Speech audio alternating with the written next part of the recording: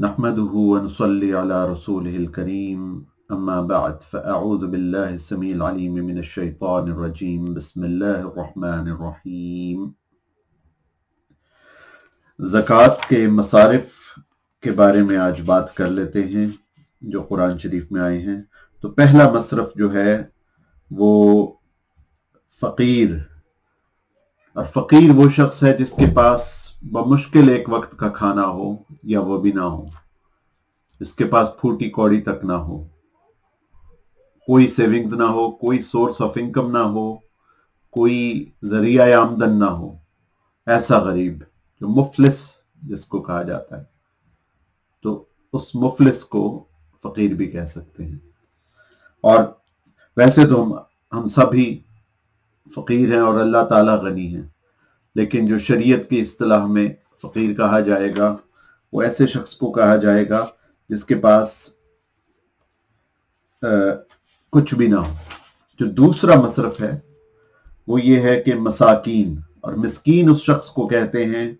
जिसकी आमदन उसके अखराजात के लिए नाकाफी हो। तो ऐसे हमें बहुत सारे लोग मिल जाएंगे। फकीर का, सही फकीर का मिलना तो मुश्किल होगा, लेकिन अक्सरियत जो है वो ऐसे लोगों की हमें मिलेगी जो कि मिस्कीन होंगे, यानी जिनके बारे में हम कह सकते हैं कि वो हमें पता नहीं चलेगा कि वो उनका खर्च पूरा हो रहा है कि नहीं। कुछ लोग तो शक्ल से गरीब नजर आएंगे, हुलिये से, लिबास से गरीब नजर आएंगे, और कुछ लोग जो हैं वो सफेद पोश होंगे, बज़ाहिर वो नजर आएंगे कि वो बहुत भले चंगे हैं, बहुत अच्छा लिबास पहना होगा, चाहे अंग्रेजी लिबास हो, चाहे जो है वो कौमी लिबास हो, साफ सुथरे भी होंगे। लेकिन अगर आप उनकी अंदरूनी हालत का आप मुशाहिदा करें, घर की हालत देखें, तो आपको पता चलेगा कि इनकी जो आमदन है वो खर्च से बहुत कम है और अखराजात उनके ज्यादा हैं।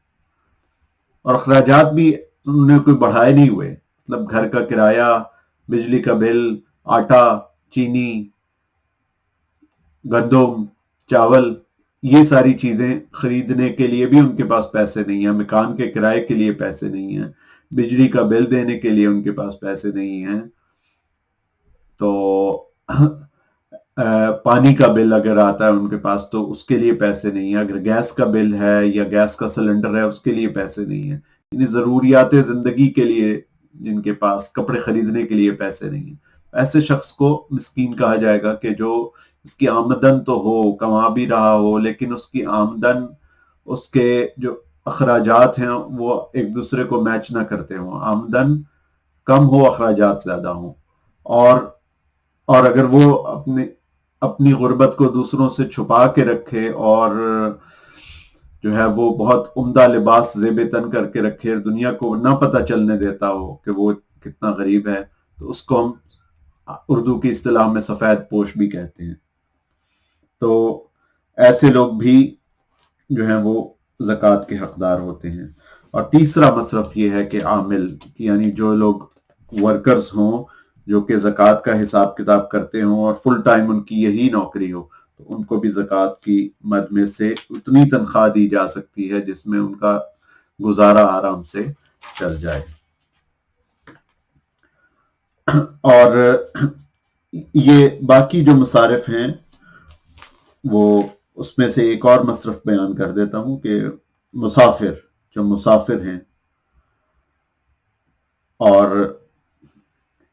तो मुसाफरीन के लिए अगर वो गरीब मुसाफिर हो तो उसको भी ज़कात लग सकती है। इसके अलावा और भी हयाल उलूम में है, तो आप बेशक खुद मुताला कर लीजिएगा। अब ज़कात लेने वाले के लिए क्या आदाब हैं? जो शख्स ज़कात ले रहा है किसी मालदार से, उसके लिए क्या आदाब हैं? तो पहला अदब तो यह है कि लेने वाले को यह समझना चाहिए कि वो अल्लाह ताला के रिज्क के दिए हुए रिज्क में से ले रहा है। असल क्रेडिट, असल देने वाला अल्लाह सुब्हानहू व तआला ही है, जिससे लिया जा रहा है। इस शख्स की अल्लाह के सामने कोई हैसियत नहीं है, तो ये अल्लाह ताला का रिज्क है। अब अगर अल्लाह ताला का रिज्क है تو اسے اللہ تعالیٰ کی اطاعت کرنی چاہیے کہ اللہ تعالیٰ کا کھا رہے ہو اگر تو پھر کام بھی اللہ تعالیٰ والے کرو کہ اللہ تعالیٰ نے کہا ہے کہ نماز پڑھو تو پھر نماز پڑھو، اللہ تعالیٰ نے کہا ہے کہ بے حیائی کے کاموں سے بچو تو پھر بچو، اللہ تعالیٰ نے کہا ہے غیبت سے بچو تو غیبت سے بچو، اللہ تعالیٰ نے کہا ہے کہ چغلی نہ کرو، اگر اللہ تعالیٰ نے کہا ہے کہ بدعنوانی نہ کرو تو ان ساری چیزوں سے بچو، قرآن شریف پڑھو اور نیکیاں کرو، لوگوں کے کام آؤ، یعنی اللہ تعالیٰ کی اطاعت میں زندگی کو بسر کرو۔ دوسرا ادب یہ ہے کہ جو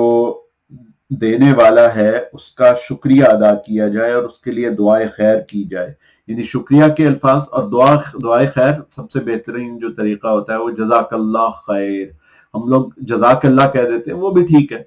لیکن جزاک اللہ خیر کہا جائے تو وہ زیادہ بہتر ہے، کیونکہ جزا کا جو لفظ ہے نا قرآن شریف میں وہ سزا کے طور پہ بھی یوز ہوا ہے اور جزا کے طور پہ بھی یوز ہوا ہے، تو جب ہم جزاک اللہ خیر کہتے ہیں، جزا کا مطلب ہوتا ہے بدلہ، جب ہم جزاک اللہ خیر کہیں گے تو اس کا مطلب ہے کہ تمہیں اللہ تعالیٰ ایک اچھا بدلہ دے، اس کی اچھی جزا دے، برا بدلہ نہ دے۔ تو باقی ایک حدیث ہے کہ ابو ہریرہ رضی اللہ تعالیٰ عنہ راوی ہیں کہ حضور اکرم صلی اللہ علیہ وسلم نے فرمایا من لم یشکر الناس لم یشکر اللہ، کہ اور یہ ترمذی میں، ابو سعید، ابو داود اور ابن حبان میں آئی ہے یہ حدیث کہ جو شخص لوگوں کا شکریہ ادا نہیں کرے گا وہ اللہ کا بھی شکر نہیں کرے گا، یعنی اللہ تعالیٰ کا شکر ادا کرنے کے لیے یہ بھی ضروری ہے کہ جو شخص آپ کے اوپر کوئی آپ کے ساتھ کوئی نیکی کرتا ہے تو اس کو تھینک یو کہہ دے، جزاک اللہ خیر کہہ دیں، اس کا شکریہ ادا کر دیں۔ تو پھر اسی طرح ایک اور ابن عمر رضی اللہ تعالیٰ عنہ سے روایت ہے اور ابو داؤد اور نسائی کی یہ حدیث ہے کہ جو شخص تمہارے ساتھ بھلائی کرے تم اس کا بدلہ چکاؤ، اگر تم سے یہ نہ ہو سکے تو اس کے لیے دعا مانگو یہاں تک کہ تم کو مکافات کا یقین ہو جائے۔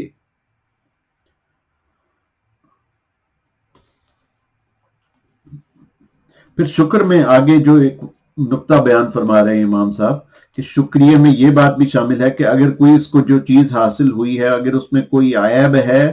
تو اسے چھپائے، اس کی تحقیر نہ کرے، نہ عیب لگائے۔ مثال کے طور پہ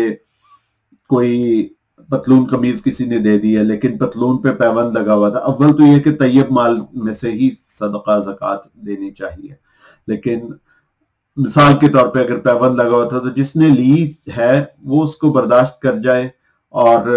اس میں سے عیب نہ نکالے، کہ اگر اس کو نہ ملتا تو اس کے پاس تو پہننے کے لیے کچھ بھی نہیں تھا، مثال دے رہا ہوں۔ تو اور اگر کوئی دے تو اسے اپنے دل میں بھی بڑا سمجھے، دوسروں کے سامنے بھی یہی ظاہر کرے، لیکن یہ کہ جو دینے والا ہے اس کے لیے اور حساب ہے، جو لینے والا ہے وہ دینے والے کو بڑا سمجھے، لیکن دینے والے کو ہرگز کسی صورت اپنے آپ کو بڑا نہیں سمجھ سکتا، نہ وہ اپنے صدقے کو بڑا سمجھ سکتا ہے، اسے اپنے آپ کو بھی چھوٹا جاننا ہوگا اور جو اس نے رقم اللہ تعالیٰ کی راہ میں نکالی ہے اس کو بھی معمولی جاننا ہوگا، اور ورنہ یہ غرور میں چلا جائے گا اور سارا جو اس کی نیکی ہے وہ بالکل ضائع چلی جائے گی۔ پھر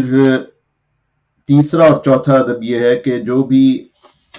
مال وہ لے رہا ہے وہ اس کو پتا ہو کہ جو جس سے وہ لے رہا ہے وہ اس کا ذریعہ آمدن حلال تھا اور حلال کی آمدن میں سے اس نے دیا ہے، تو اور دوسرا یہ کہ جو آمدن کا جو حصہ وہ لے رہا ہے وہ بھی کوئی مشکوک نہیں تھا، اول تو یہ ہے کہ تیسرا ادب تو یہ ہے کہ وہ ٹوٹلی حلال کماتا ہو، اور چوتھا یہ ہے کہ وہ ویسے تو حلال کماتا ہو لیکن اس کے پاس مثال کے طور پہ ایک سود کی کوئی رقم آ گئی یا لاٹری کی رقم آ گئی، اس میں سے وہ زکوٰۃ دے رہا ہے تو زکوٰۃ نہیں دے سکتا، صدقہ تو کر دے اور بات ہے، لیکن زکوٰۃ نہیں، زکوٰۃ طیب مال میں سے دی جائے گی، تو جو لینے والا ہے اسے بھی چاہیے کہ وہ تحقیق کر لے کہ وہ پاک مال میں سے ہی لے رہا ہے۔ اور اس کے علاوہ پھر کچھ اور بھی امام صاحب نے اس کے آداب بیان کیے ہیں۔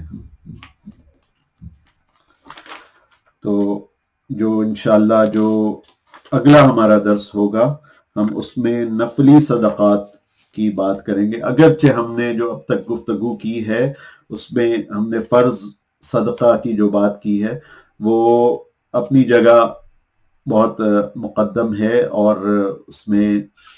یہ ہے کہ اس میں ہم نے نفلی صدقات پر بھی وہ باتیں اپلائی کی ہیں جہاں جہاں ہوتی تھی، لیکن جو اگلا باب ہے احیاء علوم الدین امام غزالی رحمۃ اللہ علیہ کی کتاب کا، اس میں جو ہم بات کریں گے وہ ٹوٹلی نفلی صدقات کے حوالے سے ہوگی، اور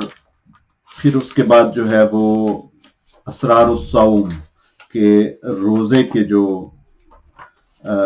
اسرار ہیں۔ اور مزے کی بات یہ ہے کہ ابھی یہ رمضان شعبان میں ہم نے یہ گفتگو شروع کی